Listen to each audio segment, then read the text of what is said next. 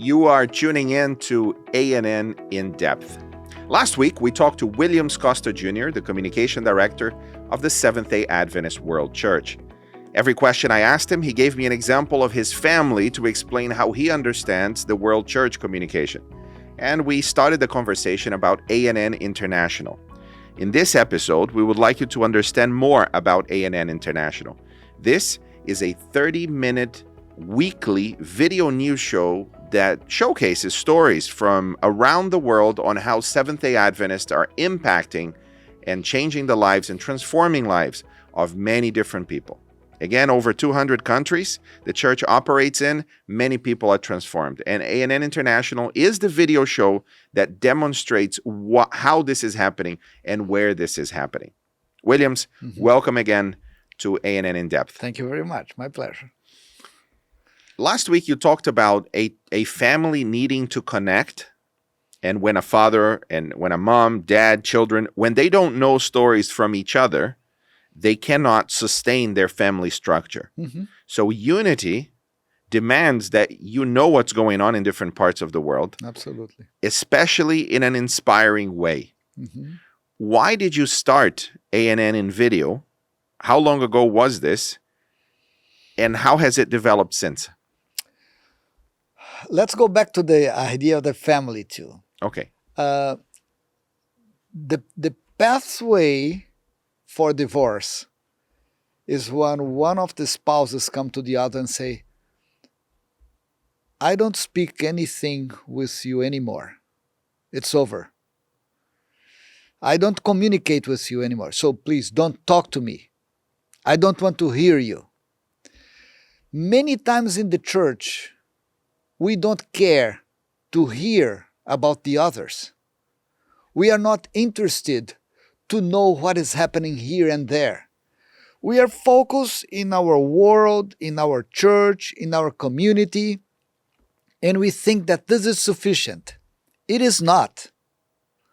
As a world church, we need to be committed hearing, seeing what is happening in other parts. And then in our hearts, the compassion, the missionary spirit needs to be... It needs to grow. It needs to be blessed. It needs to develop. Need to flourish. That's the word. Yeah. So if we don't have this desire to flourish serving, supporting, caring for people, we are doing something wrong with our religion. Religion is not a club that religious people come to celebrate and to eat together and to hear beautiful presentations. No! We have commitment in serving. And in my understanding, it is indispensable that people can read stories, can see stories, can enjoy, can cry, can laugh. So we need to get into the family. If you are not having this desire to be into the family has no meaning. We don't care for the family. So based on this concept, I believe 2012, we started this crazy initiative to have a weekly program or weekly portion of A&N on video. But we are having difficulty to have stories. We didn't have reporters. We didn't have camera people. There's just a few studios and conditions. So all kinds of challenges that you can imagine. And we said, well, let us read the story and have some photographies to illustrate. And that was the beginning of A&N video. But the Lord has blessed. That blessed mightily. And it has been developed through the years. And I remember that this week I recorded program 630. And I couldn't believe, more than 600 programs have been recorded. So to me, it's a miracle. So it's not enough for people to know what is happening. The goal of A&N, because you could do that on Twitter for that matter, you could do that on text only. but it's very important for you that people understand and know and see and hear what it's like in other parts of the world. Mm-hmm. And perhaps when they see that their priorities in their local community are the same as in a Maasai tribe, Mm-hmm. are the same as in New Zealand and South Korea and Zambia, they will feel connected to this world church. Because the world is very large. How important do you think ANN is in keeping the Adventist Church united?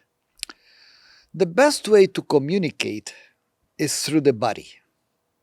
Body language is 85% of what we say. Many times we think, well, I'm saying this, I'm saying that. But people are reading our eyes, our lips, our hands, our movements, and they are getting conclusion. And many times mentally we say, well, he's saying that, but he's lying. Why? Because of the body. Oh, but yeah, what he's saying is true. Why is true? Because the body is saying that it's true. So body language is very important. So for this reason, we thought that having a program that people can see faces, children, families, actions, evangelism worldwide, it is meaningful. And I'm delighted to see some results. There are some people that watched certain stories about refugees and about needs worldwide, and they said, well, I need to connect. And they connected with these people and gave donation, gave offerings. Many times they decided to go to places to serve there for as 1 year in mission. So the inspiration came watching some stories that motivated them to do service, to support, and to help. Okay, what languages is ANN International in at the moment, and what's the vision for expanding it in more languages? The criteria for choosing languages for ANN is based on regions of the world that speak those languages. For example, English is a common language for almost all the world. Okay, so English is a language for ANN to be worldwide. Then we have Spanish. Spanish is a language present in 85 countries worldwide. So it's beyond divisions, beyond unions, conferences. There are people in Europe, in Latin America, in North America, in South America, in Africa that speak Spanish. And we need to reach these people. If one division decides to do a program in Spanish, it will be to reach the people on that region.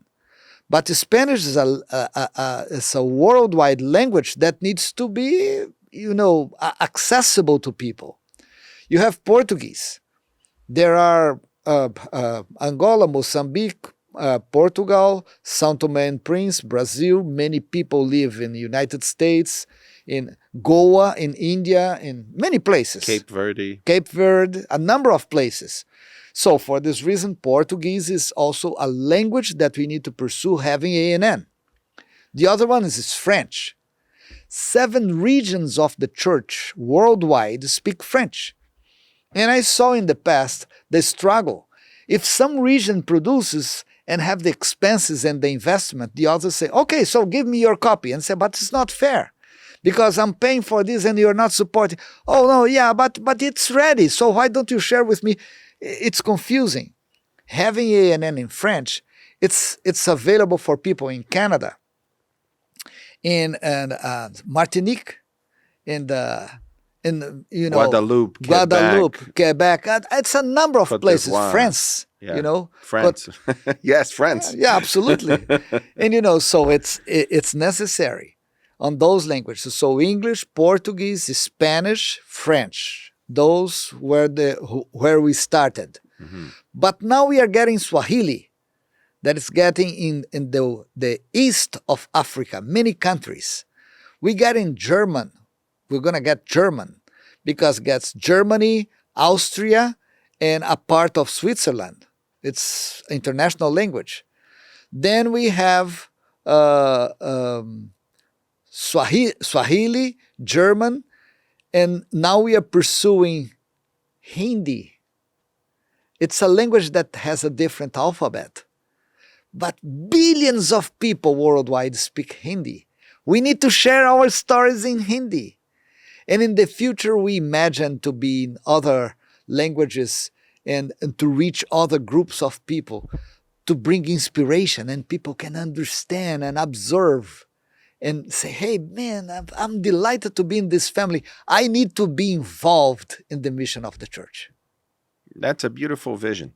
How many languages do you think we'll be able to reach by GC session in 2025? We hope at 2025 at least 10. But we are going step by step, slowly looking if we can afford. Because every time that we add one language, there is expenses. And we have not only, just for you to understand, we have the taping of the host, but each story needs to be translated, subtitled, or have overvoice. So there's lots of work behind the scenes to put a program together. It's not just something that comes automatically.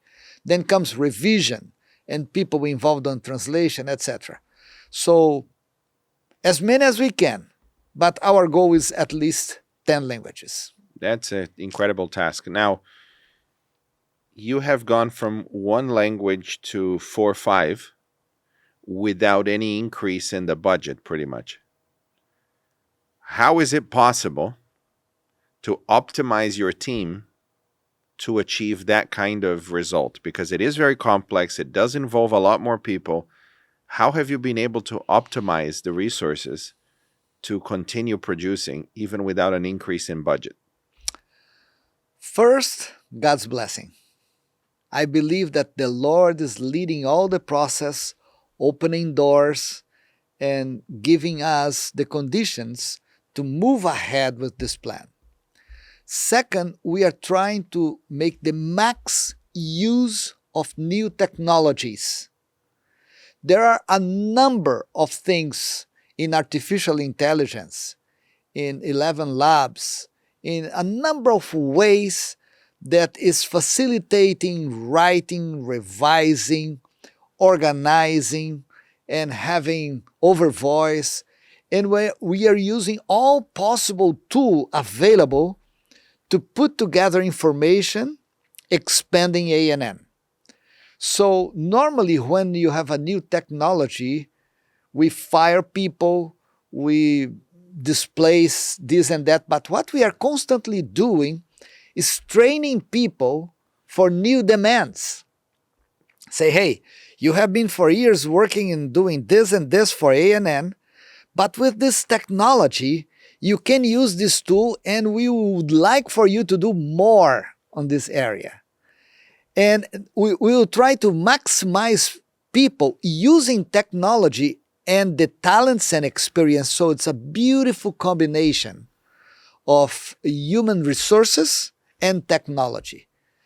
And I am sure that by the end of time, the Lord will open and will create technologies and possibilities that will amaze us, not just because of the technology itself, but because it will give us the opportunity to more quickly share this beautiful message of salvation to the world. I have worked with you now for 7 years, and I've observed during that time that you like high performance and adaptations, and you don't have any resistance to what is new. This is very rare. I remember when I traveled with you and you said, look, instead of taking the train to the other terminal, we're going to walk because we need to get our steps in. We need to walk. And if we go faster, we'll just sit for longer. So instead of just sitting, let's walk. We're going to walk. But while we're walking, we're going to discuss an agenda. And you had our items that, okay, we're going to talk about this. So you're getting your steps. You save on a meeting. Another thing that you do is, I noticed even yesterday, we were walking to the car and you have your bag with you and you're doing weights as you're walking. You're doing your exercises through it. So you are committed to high performance and you have encouraged all of our team. Williams, you lead about 140 people globally that work on all of the projects that you are part of. And you are constantly pushing them to get better and better themselves, to use new tools, to go forward, and to try new things. Why do you think that is important for other communication leaders, other journalists, other department directors that are also responsible for news productions, and they don't have a team? They don't have many resources. They only have a little bit of resources and a little bit of a team. But you are asking them to send news reports, to send more video, to send more things. What would you say to them about optimizing those resources? One of the secrets in life is to develop collaboration and partnerships.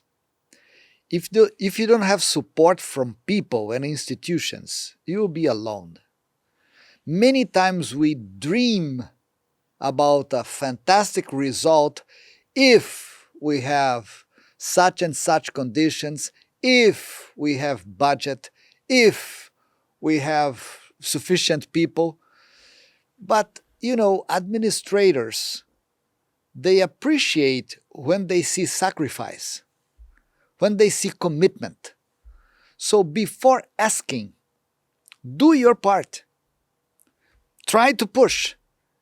And if you are bleeding without strength to move on, then you cry for some support, and gladly people are going to say, oh, okay, so I will be with you. And so this thing of involving and supporting, remember, when Christianity started, it was a bunch of incompetent people that didn't know how to collaborate. And during the ministry of Jesus, he explained to them how to distribute food, how to open the door for people to come and reach Jesus personally, not to block children to come.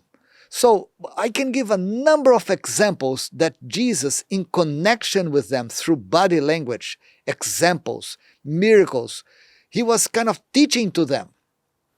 When he left, they felt alone, they felt lost, but after claiming for the Holy Spirit, there was something amazing that happened, and then they went to all parts of the world with, power, preaching and doing miracles and doing everything. I believe that by the end of the world, we will be empowered by the Holy Spirit. And having the Holy Spirit in our life, we will do things that we cannot imagine. So every day, we need to be open. We need to be available to say, Lord, give me wisdom to understand how to use this tool to do this. How can creatively we can engage here and collaborate and support each other? So our church do not exist to eliminate people, but to include. And that inclusions include people, resources, and technology. Yes, it does. Okay. We have a television network called Hope Channel with 80 affiliates that run hundreds of channels around the world. And the largest one is in Brazil. It's called Novo Tempo. And it also broadcasts in Spanish to all of the Spanish-speaking countries, almost all the Spanish-speaking countries in South America. And it's called Nuevo Tiempo. Mm-hmm. You have a partnership with them for them to publish ANN International. Mm-hmm. Now, their audience are non-Adventists and non-Christians. Mm-hmm. And the role of Hope Channel is to bring people a positive association with the Adventist Church. Mm-hmm. So to bring people an awareness of the Adventist Church. ANN In Depth stands at the very top of that or ANN International rather, because it shows how the church is working in third person. Mm-hmm. So ANN International says it doesn't talk in first person. We helped people on an earthquake in Chile. No, mm-hmm.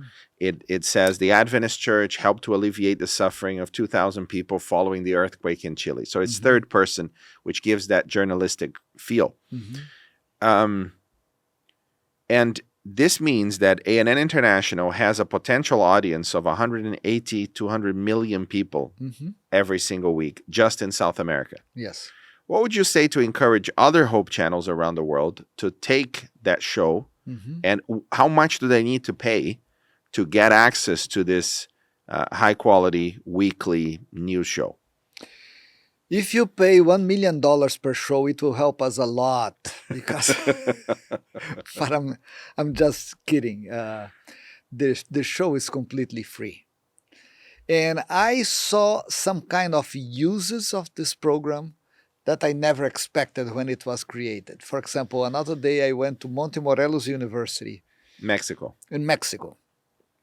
And when I enter into the church, many people say, "Oh, Pastor, how nice to see you here." They were greeting me. Well, but when I was not understanding anything. Because you're not known in Mexico. Yeah. And I live here in Washington. I said, what is happening?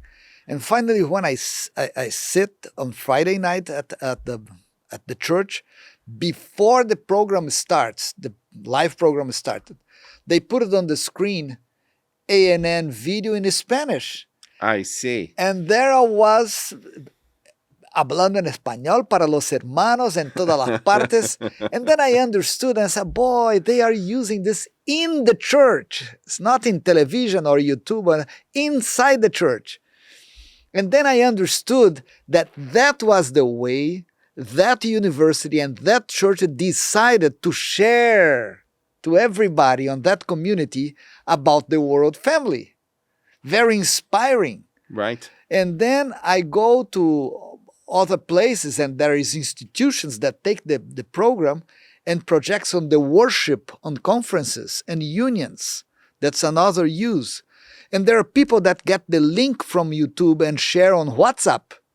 And others put it on Facebook and have it on Twitter. So the use is free. The intent is to maximize the information to bring